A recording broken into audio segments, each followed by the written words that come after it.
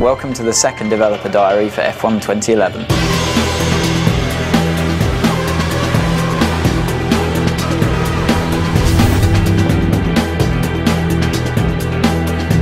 A lot of the feedback that we got on the 2010 title was that the handling is very good. For me, that's obviously the thing I want to try and correct as much as possible and improve. It's not a case of transferring what we'd learned from 10 and just putting it back into 11. The suspension has changed completely.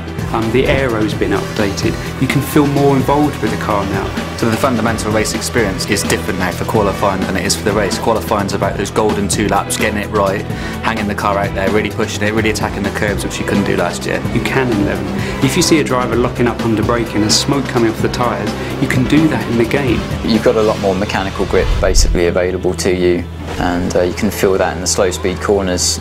I think it's fair to say last year we were trying to balance handling and AI at the same time, whereas a year later we've already got that foundation there. The easiest way to look at the AI this time around is they're more dynamic in their decisions. In F1 2010 they would often make the right decision, but then that situation would change and they were committed to a course of action, whereas in F1 2011 they're aware of all the variables, all the surroundings, and they're able to adapt their responses on the fly if things change. It's about them being in sync with the player, following the rhythm of the race. You know, they'll go for an overtake, a bit of draft, and all of a sudden that side of the track's not the right one to be on. They're much more likely to pull back in rather than just try a crazy move around the outside. I mean, they can certainly make mistakes.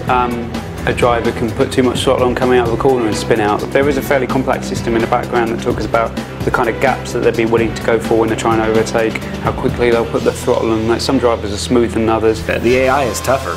It's a lot more realistic. You're fighting with them a lot more. They're faster. It's a lot of fun. The handling's much better than last year. There's a lot more control than there used to be with the oversteer and the understeer. You can really feel the car and also save it if you get a bit of a moment. So now you can race nose to tail at such extreme speeds. It really brings the race alive. As each incarnation of the game comes along, you see big steps, and we've definitely seen a big step in this one.